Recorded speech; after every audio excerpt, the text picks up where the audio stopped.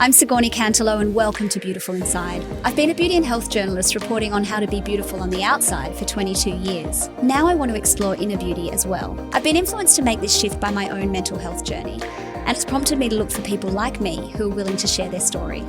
How do they care for their inner self while also attending to the outer? What have they learned about finding strength and courage and happiness in today's ever more challenging world? And what are the strategies that they've found to maintain that radiance, that joie de vivre, the inner spark that comes about when our minds and bodies are in balance? Come with me as we go inside the homes, routines, and inner lives of fascinating people. We'll discuss the science and psychology of beauty and self-care and give you the tools to look and feel the very best you ever have, inside and out. Beautiful Inside acknowledges the traditional custodians of the land that this podcast is recorded on, and we pay our respects to elders past, present, and emerging. This episode is proudly brought to you by Internals, the new premium supplement brand powered by Synergy Skin. When it came to finding a sponsor for my first season, Synergy Skin was the first brand I actually approached. Not only do I love using their skincare, but I adore the brand founder, Terry Vincent-Jones.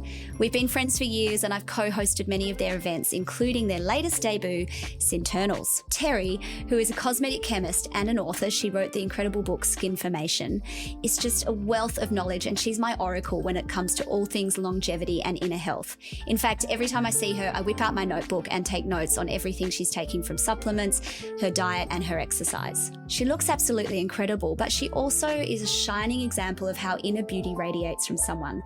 She has this beautiful warmth, energy, vitality that just comes through in everything she creates. Both the skincare and the supplements are made in Australia, and they only contain potent ingredients that are proven to work. They're the perfect blend of science and nature. It's no surprise then that Terry's latest creation, Internals, is equally impressive from an efficacy and ingredient standpoint. But what I love most about them is that they're designed to boost your beauty and health from the inside out, which is exactly what we're all about here at Beautiful Inside. Welcome to Beautiful Inside. I'm your host, Sigourney Cantelo. Today, I'm thrilled to share my interview with a truly remarkable woman, Trinny Woodall. Now, Trinny is the perfect guest for Beautiful Inside because her whole life has been dedicated to the literal pursuit of beauty. First as a makeover maven on the Naughties show, What Not to Wear, and then more recently as a cosmetics entrepreneur of her own brand, Trinny London. Believe it or not, Trinny has now turned 60. On social media, she's a force of nature. She's always trying on a new outfit or a new workout while breathlessly extolling the livening effects of her latest serum or blush. She's the ultimate walking advertisement for her brand, but she manages to be so in the most authentic and relatable way. And her community loves her for it. The Trinny tribe are loyal to a T. And it's clear now that her mission is to be a voice for women 40 and above who often feel ignored by mainstream media. In addition to juggling the demands of her staggeringly successful business, Forbes valued Trinny London at $250 million in 2021. Trinny has recently penned a book, Fearless, and launched a podcast by the same name that are both devoted to her philosophy of living life fearlessly. But she hasn't always been so self-assured. In her 20s, feeling like an outsider and insecure, she turned to drugs. She ended up going to rehab twice for cocaine addiction, and after years of daily NA meetings, she has been sober ever since. Trinny shares so many great stories in today's episode, and with Trinny there are no filters, and that's what we love about her. And her ability to show up and commit so fully and absolutely with every inch of her being. She's a whirling dervish of energy, yet she is grounded in wisdom that can only come from living a life with her eyes wide open. I hope you enjoy it. Trinny, so lovely to see you again a year later. A year, it doesn't feel like a year. No, it doesn't. It has been a year, It's been a big year for you.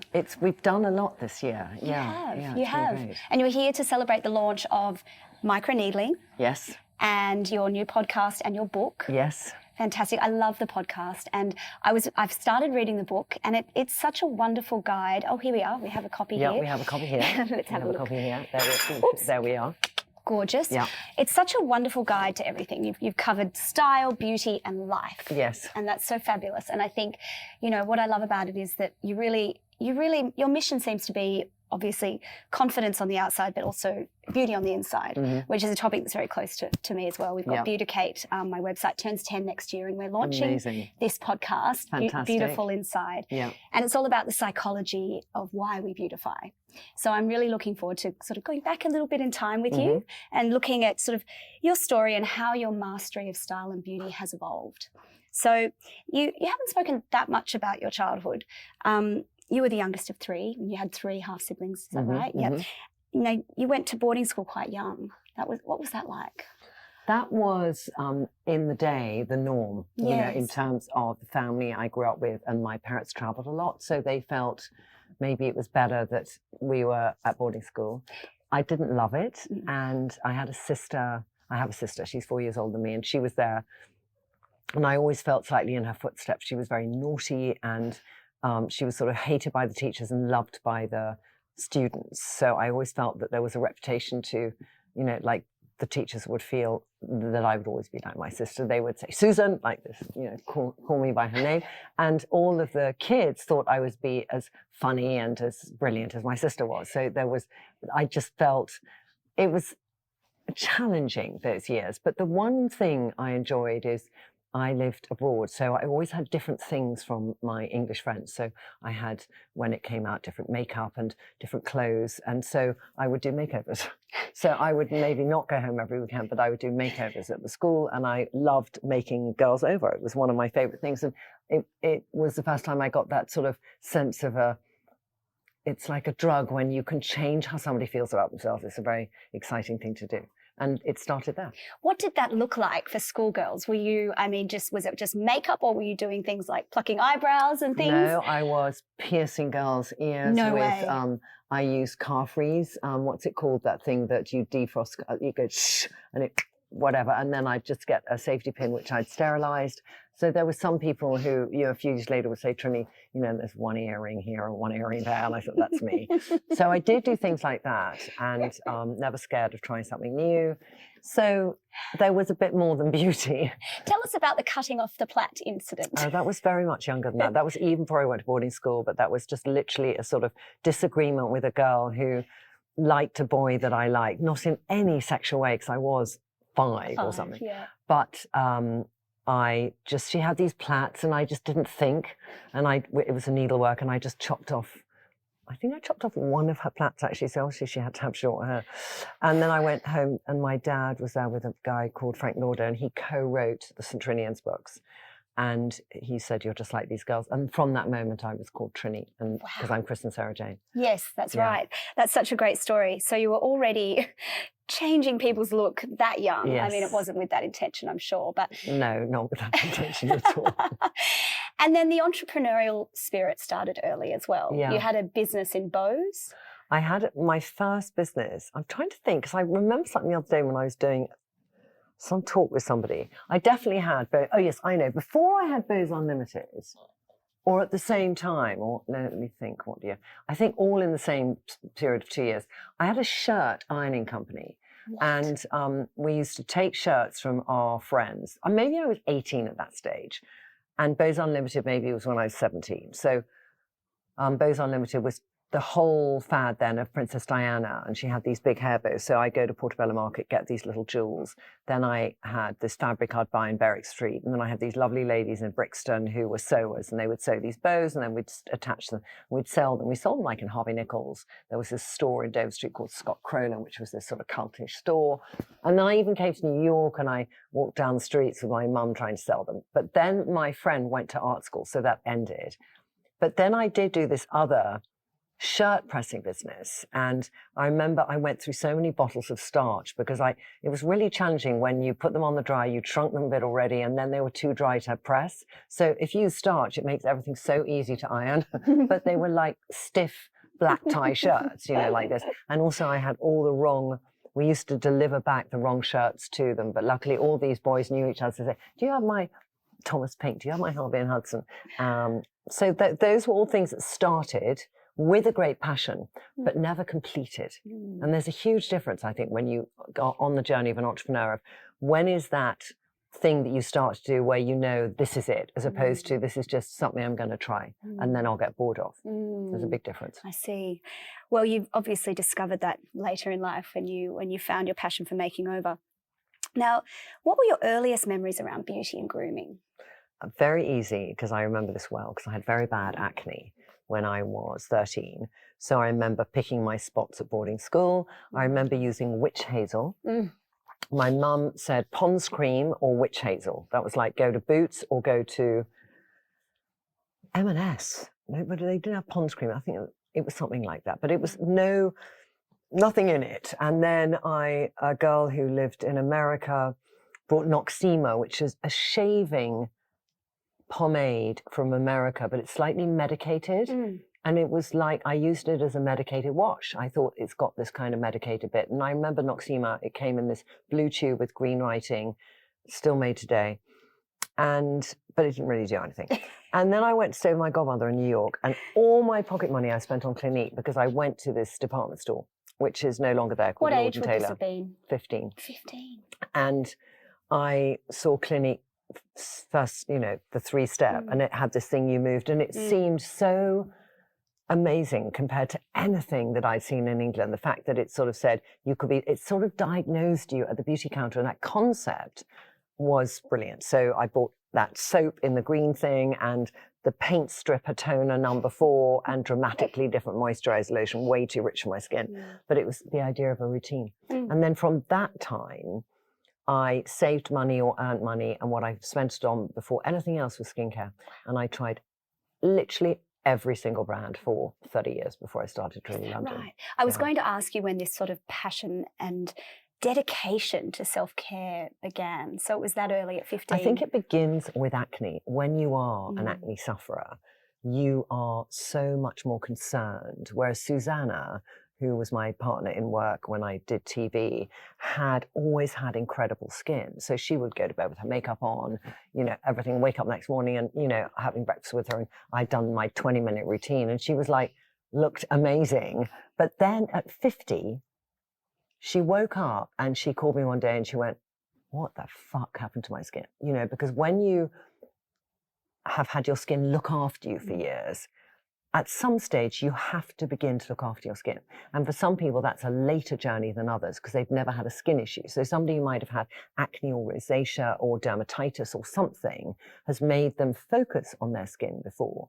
But if you've always got away with good skin, then what will happen is suddenly that skin will have 2% less collagen a year, and then you'll feel this change and you'll think, oh my goodness. And people then literally say, give me my whole routine. What do I do? Absolutely. Now, as a teen, obviously, the acne, what other ways did you sort of deal with it? You had the skincare, but did you hide it in any way? Did you have any other? I wore a lot of fake tan. I did sunbeds. Oh, God. Yeah. And I would go whenever I had a date. Like there was this very nice restaurant in London called Poulet Pot. And why I loved it so much, it was French food, is the lighting was a candle. There were no other lights because downlighters when you have acne are your enemy. And, if I went to a restaurant and I was sort of like this, and we have front facing if you're watching this on YouTube, we have front facing light. But if you have a downlighter, which is why even today, whenever there's downlighters in a room, I'm inclined to turn them off. It's my memory of just showing the crevices on my face, craters on my skin. So it does have an effect. It has an effect on what you wear, what colours, on whether you wear blusher or not, because you think I have spots, so do I want to wear blusher? So I always wore bronzer and not blusher, whereas blusher would have been far better for my skin. So I think those are a lot of things that I remembered when I was then developing Trinny London and thinking, first of all, how can we do skincare that really helps people's skin, whatever it might be, their skin condition? And how can we educate people who have had great skin and then suddenly they wake up thinking, I don't know anything about ingredients or skincare properly because it's been fine. And I now need to learn. So how can we do good education? You do that, and your personalisation is fantastic. And going back to what you were saying about Clinique, where that was kind of the early personalisation, wasn't it? Yeah. The first time anyone had ever thought to do that. And, 20s, you had, challenges, and you've said you were painfully shy. How did your beauty routine and the way you dressed project that? Did you project that, or did you hide it and dress? I hid it, but I didn't feel I was hiding it. I only know that I hid it when people refer to how they saw me then. And I sort of think, are you talking about a totally different person? Because how I felt inside was very insecure and painfully aware of my skin and not feeling great about myself. Maybe I compensated. I always used to wear a lot of my dad's clothes. And so I do have this friend of mine, and she always says, when she introduces me, and I'm always thinking, who was she meeting? Because I met Trinny, I met her in Annabelle's, and she was wearing these blue and white pajamas from Tom Lasso from her dad that she'd half tucked in with his overcoat, and she was so fucking cool. And I'm just thinking, I don't even remember being like that, but I think I made up for it in dressing in slightly different things. And you know, I was on quite a small budget, so obviously I borrowed clothes from my dad, or I went to a shop called Miss Selfridge and I changed the buttons on things. And I always was with the scissors early. You know, I love cutting things, so that came early because it was something I could focus on, that I could get my head around, whereas my skin would sometimes be challenging. Okay. And did you cut and sew things? Like, were you taking? I think sewing a little bit. I did sewing at school, so I know how to sew. I know how to do back stitches and overlocking. I know how to use a sewing machine. But I wanted the quick fix, you know, to make a hem shorter, as long as it wasn't tremendously fraying fabric. A pair of pinking shears would do it for me. And you were on the commodities floor at that time. Yeah. You were trading. So was that masculine dressing something that you did as a way to kind of fit in, do you think? I think for sure. I mean, now when you say that, and I'm thinking, why did I borrow so many of my dad's clothes? They were slightly at the same time, although the dad's clothes came earlier. But my character was slightly different when I was in the situation, because it was a very laddish environment. It was selling Anglo-American funds, and it was, you know, telling dirty jokes, you know, the whole mentality. And it was literally me, 3 secretaries, and 64 men. And I made my voice very low, so I had clients, and a lot of people still, you know, when I've ordered an Uber or a cab, they'll turn up and I'll go, hi, and they go, no, I'm waiting for somebody else, and I'll go, is it Trinny? And they go, yeah, and they go, but I just spoke to you, but you're a man. No, I got a low voice. So it was convenient when I traded commodities, because there were a lot of clients who were very masculine clients, and they wouldn't have wanted to speak to a female salesperson. So I remember I had this client in Nigeria, and he was, you know, you spent forever trying to, you know, explain, and the market's going up today. And commodities is the arse end of trading, by the way. I got to tell you, it's not like you're, you know, doing like hedge funding of today. And so I remember I was thinking, finally, I might get him as a client. And he said, I'm coming over to England, and it's good to meet you. I was thinking, fuck, this is really not going to work. And opposite me was this guy called Philip. And it was the time that whenever you were in the financial markets, you would have everything recorded. So I said, Philip, you need to be me when he comes, because he won't accept to do this deal with. And it was for, you know, for me, it was going to give me a really good commission. I was like, I'll split the commission with you. So women are always giving things away. I spent months warming this person up. So, and he told me tons of his life. When we come out, we'll go to a club and meet some girls. It was like really difficult scenarios. So he came, and I said, so first of all, I got Philip to listen to the calls back that we'd had, so he could kind of understand the camaraderie I had with this person. Wow. And then when he came, I said, look, I'm really nervous. You might not remember stuff, so I'll be the secretary. So I came and brought them coffee. This is like a film. Isn't it just ludicrous? Just unbelievable. And you know, Philip didn't remember some of the things, so I was saying, oh, Mr. I can't remember Philip's last name.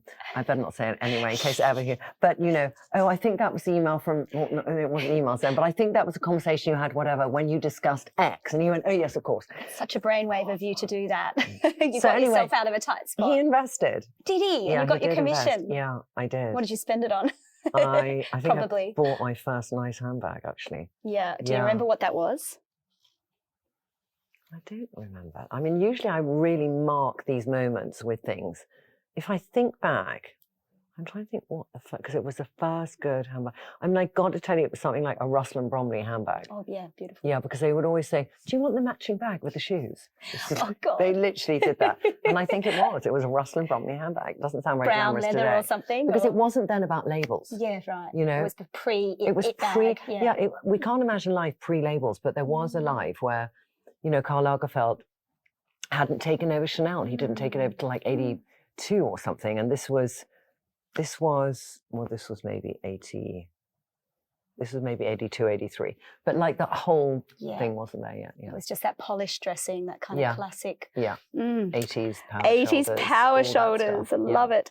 And now you're 30s. Now you obviously had great success with What Not to Wear and the spin-offs. And this was also riddled with a time of great pain, I'm sure, with the miscarriages and the IVF, rounds of IVF. How did you keep going through that incredibly tough time? How did you keep going with work when you must have been facing such challenges? I think to some extent you go on autopilot, because I had a very nice sterility lady who looks after me called Dr. Wren. And whenever you have a miscarriage, you feel a tremendous guilt. Should I have done stuff? And I was working and it was quite a strenuous, TV schedule. And she just always said to me, the embryo is like you're a feather in a balloon. So never feel that because of what you did, you miscarried.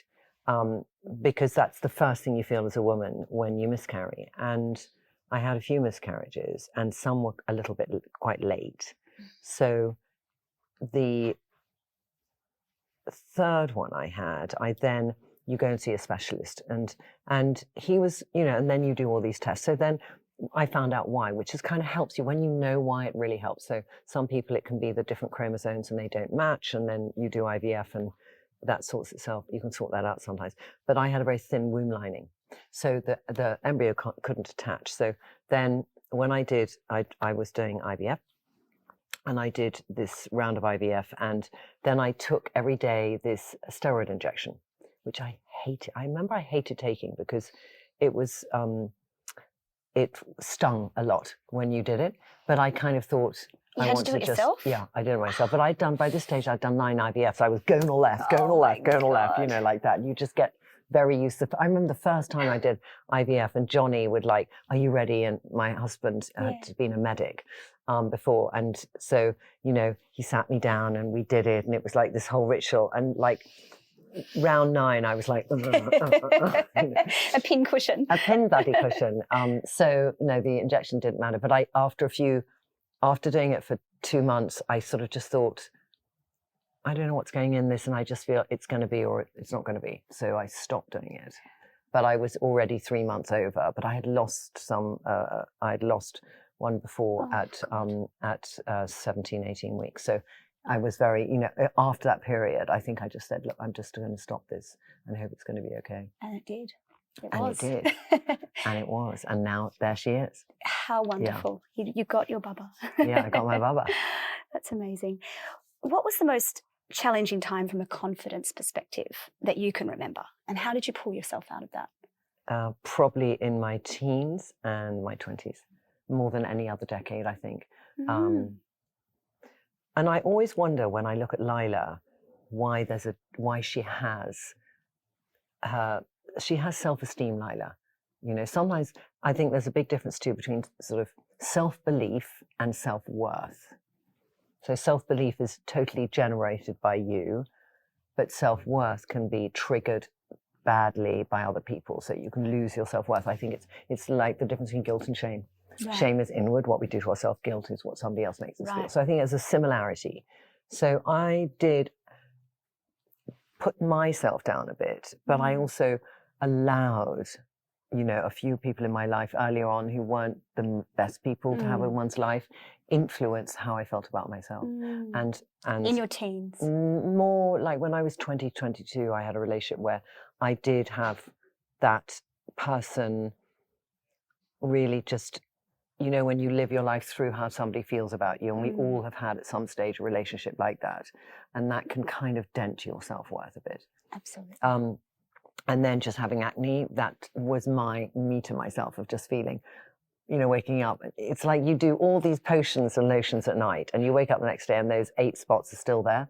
And you sort of want to wake up in the morning and think, oh my God, they went. Yeah. It's just that feeling, and they haven't. And it seems a superficial thing, but you're just conscious. And I had the kind of spots that people would talk to my spot and not my eye. So I was very aware that they were there. You're just watching their eyes. It wasn't just in my mind. And you literally are watching to see where their eyes go. Yeah.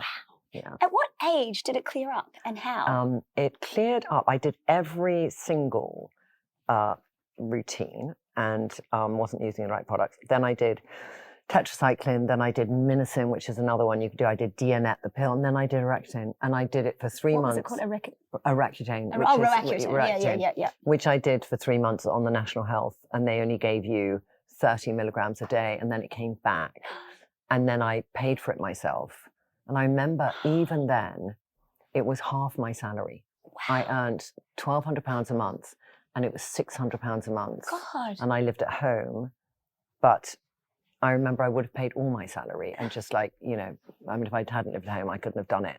And I did it for a year, and I did 60 grams a day, or 60, whatever, micrograms a day.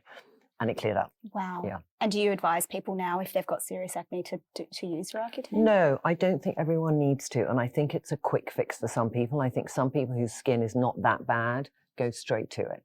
So I think there's other things one can try. Topicals first. One can try diet, topicals, and how you look after yourself. So how you wash your hair, the pillow you sleep on, what you eat. It's really good to get hormones checked, even if you're in your 20s, because you could have polycystic ovaries or something else that contributes, and it's more a hormone condition. So I think it's not always a solution. And I think people can jump to it quite quickly. And it does have an effect, I think, more on boys and girls, that there are elements of triggering depression. So I think it's something to really be aware of. It's not something to just say, let's just do it because it's a TikTok fucking trend. Yeah. Yeah. Do you think it possibly could have triggered any emotional changes for you?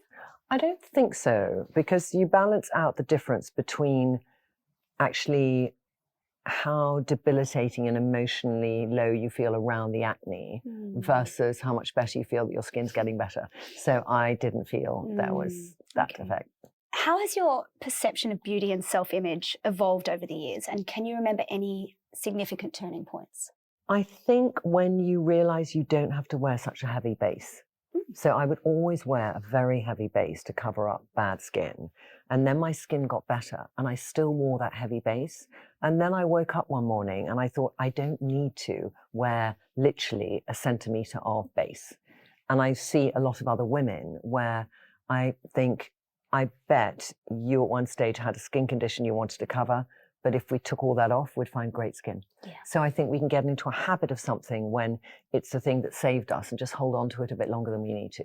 Yeah. Yeah. So like a security blanket. Yeah, it is. Yeah. And I do think for me, that was definitely one of them. Speaking of security blankets, hair. You wore your hair, you said in your 20s that you felt that you hid behind your hair a little bit. How has your hair changed over the years, and how has it sort of changed reflecting your psychology? It used to be very long, and I always felt, and I meet so many women like this, where they feel a body dysmorphia, or they feel they have bad skin, but they have their hair, you know, and it's like, I have my hair. And sometimes you want to say, you have so much more than just your hair, you know, but and they'll really look after their hair. And you can tell that they don't like so much other bits. So I think hair is very important. When I lost quite a lot of my hair during COVID, and I always felt I had thick hair, but it's frizzy, and I always blow dry it a bit. And, you know, the biggest challenge when I go around the world is finding somebody who can give me a blow dry where it works. Because I get a bit this morning. Yeah, Chris was there. If I had Chris like do this, do the half fringe, do the half fringe. And he was like, we're talking about Chris Appleton. He was like, do the kind of, what is it, half bloody curtain thing. Yeah, the curtains. Yeah, the curtains. And so I think when I lost a third of my hair. A third of your hair? Yeah, I lost a third of my hair. And it happens when people, obviously with chemo, you lose, generally most women end up shaving their head, and then it grows back, and it can grow back curly or straight or different from before, or different color. If you have a illness where you have a high temperature, it can happen, but there's 3 phases of hair. There's hair growth, hair resting, and then hair shedding. And when you go through any of those things, you don't have the resting phase, or you don't have the growth phase. So I think you have rest, shed, so your hair gets in it, exactly. So it's so upsetting when you see those and then you do that, and you know, I would have like 20 hairs come out each time, and then you do that more and more each day, because you're like, oh my God, I'm God now. So I then, like everything, became very obsessed, and I went and researched it, and I went to, sometimes the best hair are not trichologists, they can be dermatologists, because it's really all about the scalp, and it's about what you're feeding the scalp. So I have a menopausal doctor in New York called Erica Schwartz, and she gave me a prescription application to put on it, and I microneedle with it. And that's helped. And also time. So that's a hormonal application? Or No, it is. She's a hormonal doctor, but has in it, there's steroids or no, not steroids. There is Regain for men, and then for women, it's not called matrixylin, it's called Medoxil. Okay. And it's an application of Medoxil with some peptides, which are in all my skincare because I love peptides, growth peptides. And then I use a stamp. So we have a microneedle, which is a rolling microneedle, Yes. but it's a stamp. So I did that. And then when it ran out, Fascinating. I used our microneedle with Plump Up because I thought that's peptides and that's, because I always use everything in the way that we shouldn't advise anyone to use, because Dido in the corner now is going, don't say that. But I the idea really is, how do we get ingredients a bit deeper in the skin, which is what a microneedle is about. And, how do you stimulate your skin, which is also what a microneedle is about. So having the right education to know how to use it is very important. But then putting peptides on afterwards. And we did clinical trials with our microneedle and Plump Up together. And we saw this incredible change in the skin. And we saw over 2 months, an amazing change in the skin. So I think if that's doing that there, maybe it's going to help here. And I do feel that whenever I run out, I then use our peptide with a microneedle, a stamp. So you microneedle. still do it for your scalp? Yeah. In a specific area? Here, because it's all, for me now, hair loss when you are postmenopausal generally will be around your scalp.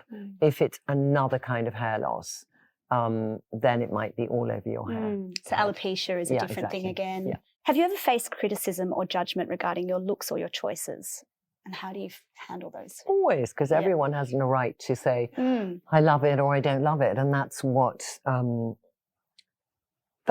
joy is of social media. Because beforehand, I think people might find to come up to you in the street and say, I really don't like that jacket, is really fucking rude, And I don't think we'd do it to anyone. But on social, you can say, I don't like that on you, Trinny. And I think that of all the Trinny tribe who engage with me on social, it's like we feel we're good enough friends that we can say, I much prefer it when you do this rather than this. So I don't mind it at all. And it's not mean criticism. It's constructive. There's sometimes you'll always get somebody who are like, oh, that woman again. And then all my tribe will say, well, then don't follow her. Exactly. They so will it's jump like to your defense. I never say anything. I think when people do say things, something I learned quite quickly is their life must be shit to always want to put other people down.